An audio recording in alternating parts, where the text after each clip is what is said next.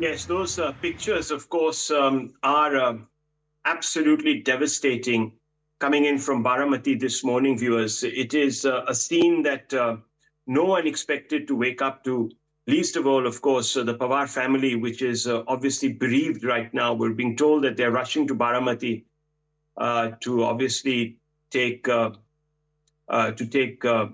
complete and obvious grip on the situation. But those pictures there on the left of your screens, viewers, are of several constituents, supporters of Ajit Pawar that are now at this hospital. This is a major development.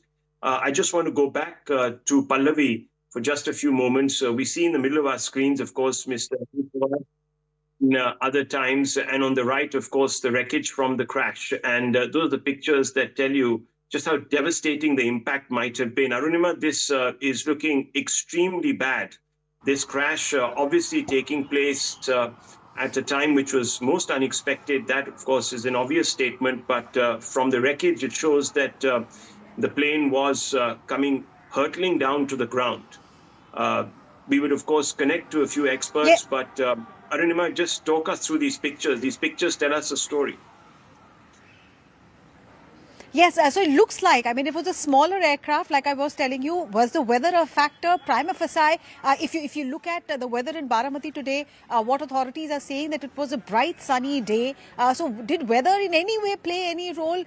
Prima facie, the authorities are still struggling to understand what went wrong. A detailed technical report will be sought. The wreckage from the ground will be analyzed. And once again, it takes you back to the nightmare of what we saw. Of course, it was a bigger aircraft. There were far more civilian casualties.